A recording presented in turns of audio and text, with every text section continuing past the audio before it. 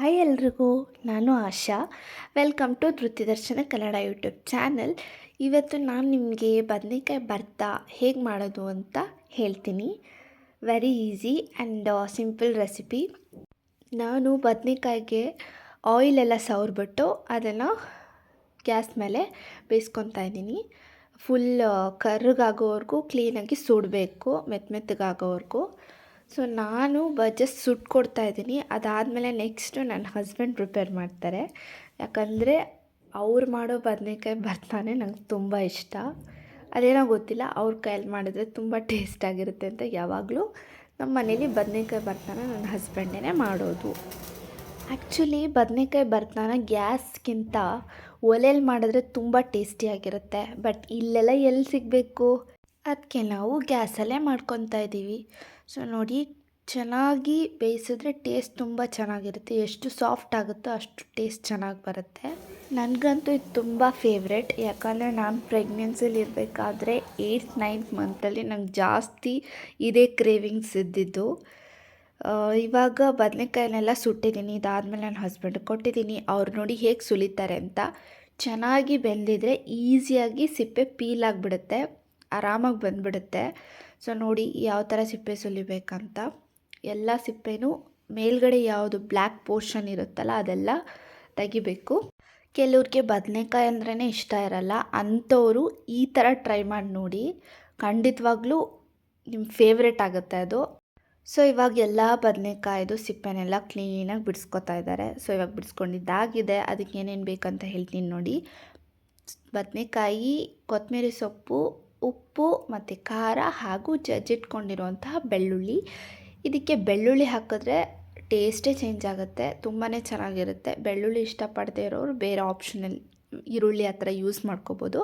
But ಬೆಳ್ಳುಳ್ಳಿ ಹಾಕಿದ್ರೆ ತುಂಬಾ ಚೆನ್ನಾಗಿರುತ್ತೆ ಟೇಸ್ಟು.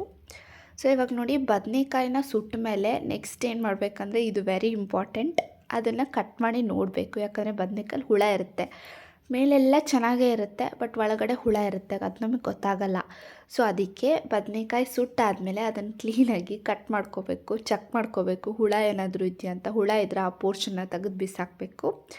ಸೊ ಇವಾಗ ಬದನೇಕಾಯಿನೆಲ್ಲ ಚೆನ್ನಾಗಿ ಚೆಕ್ ಮಾಡ್ತಾಯಿದ್ದಾರೆ, ಎಲ್ಲಾದರೂ ಹುಳ ಇದೆಯಾ ಅಂತ ಎಲ್ಲ ಬದನೇಕಾಯಿಲು. ಸೊ ನಾನು ತಂದಿರುವಂತಹ ಬದನೇಕಾಯಲ್ಲಿ ಯಾವುದ್ರಲ್ಲೂ ಗಾಡ್ ಗ್ರೇಸ್, ಯಾವುದ್ರಲ್ಲೂ ಹುಳ ಇಲ್ಲ. ಸೊ ಇವಾಗ ಎಲ್ಲ ಬದನೇಕಾಯಿನೂ ಇದೇ ಥರ ಸೀಳಿ ನೋಡಿಕೊಂಡು ಕಟ್ ಮಾಡ್ಕೊಂಡು ಆದಮೇಲೆ ನೆಕ್ಸ್ಟ್ ಅದಕ್ಕೆ ನಮ್ಗೆ ಎಷ್ಟು ಬೇಕೋ ಅಷ್ಟು ಎಣ್ಣೆನ ಸೇರಿಸ್ಕೋಬೇಕು. ಅದಾದಮೇಲೆ ಅದಕ್ಕೆ ಸ್ವಲ್ಪ ನಮಗೆ ರುಚಿಗೆ ತಕ್ಕಷ್ಟು ಉಪ್ಪು, ಹಾಗೆ ಖಾರದ ಪುಡಿ, ಆಮೇಲೆ ಜಜ್ಜಿಟ್ಕೊಂಡಿರುವಂತಹ ಬೆಳ್ಳುಳ್ಳಿನ ಹಾಕ್ಕೊಂಡು ಚೆನ್ನಾಗಿ ಸ್ಮ್ಯಾಶ್ ಮಾಡ್ಕೋಬೇಕು. ಬದನೇಕಾಯಿ ಚೆನ್ನಾಗಿ ಬೆಂದಿದ್ರೆ ಕ್ಲೀನಾಗಿ ಸ್ಮ್ಯಾಶ್ ಆಗುತ್ತೆ. ಸರಿಯಾಗಿ ಬೆಂದಿರಲಿಲ್ಲ ಅಂದರೆ ಅಲ್ಲಲ್ಲಿ ಸ್ವಲ್ಪ ಗಂಟು ದಪ್ಪ ಥರ ಇರುತ್ತೆ. ಸೊ ಅದಕ್ಕೆ ಬದನೇಕಾಯಿನ ಯಾವಾಗಲೂ ಸಾಫ್ಟಾಗಿ ಆಗೋ ಥರ ಸುಟ್ಕೊಳ್ಳಿ.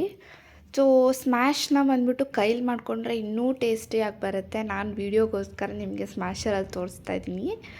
ಸೊ ಇವಾಗ ನೋಡಿ, ಬದನೇಕಾಯಿ ಸ್ಮ್ಯಾಶ್ ಮಾಡಿದ್ದೆಲ್ಲ ಆಗಿದೆ.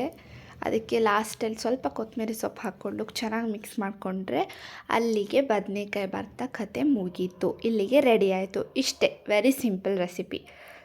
ಸೊ ನೋಡಿ ಹೇಗೆ ಕಾಣಿಸ್ತಾ ಇದೆ ಬದನೇಕಾಯಿ ಭರ್ತಾ ರೆಸಿಪಿ. ಇದನ್ನು ಯಾವುದ್ರ ಜೊತೆ ತಿಂದರೆ ಚೆನ್ನಾಗಿರುತ್ತೆ ಅಂದರೆ, ಒಂದು ಚಪಾತಿ ಮತ್ತು ಜೋಳದ ರೊಟ್ಟಿ, ಇವೆರಡಕ್ಕೆ ಇದು ಪರ್ಫೆಕ್ಟ್ ಕಾಂಬಿನೇಷನ್. ಸೊ ರೊಟ್ಟಿ ಜೊತೆ ಅಂತೂ ಇನ್ನೂ ಸಖತ್ತಾಗಿರುತ್ತೆ. ಸೊ ನಾವಿಲ್ಲಿ ರೊಟ್ಟಿ ಜೊತೆ ತಿಂತಾಯಿದ್ದೀವಿ. ಅದಕ್ಕೆ ಸ್ವಲ್ಪ ಚಟ್ನಿ ಪುಡಿ ಹಾಗೆ ಮೊಸರು ಹಾಕ್ಕೊಂಡು ಇದನ್ನು ಟೇಸ್ಟ್ ಮಾಡಿದ್ದೀವಿ. ತುಂಬಾ ಚೆನ್ನಾಗಿತ್ತು. Thank you so much for watching. ಯಾರೆಲ್ಲ ನನ್ನ ಚಾನಲ್ಗೆ ಸಬ್ಸ್ಕ್ರೈಬ್ ಮಾಡಿಲ್ಲ, ದಯವಿಟ್ಟು ಸಬ್ಸ್ಕ್ರೈಬ್ ಮಾಡಿ, ಸಪೋರ್ಟ್ ಮಾಡಿ. ಹಾಗೂ ವಿಡಿಯೋ ಇಷ್ಟ ಆಗಿದ್ದರೆ ಲೈಕ್ ಮಾಡಿ, ಶೇರ್ ಮಾಡಿ. ಬಾಯ್ ಬಾಯ್.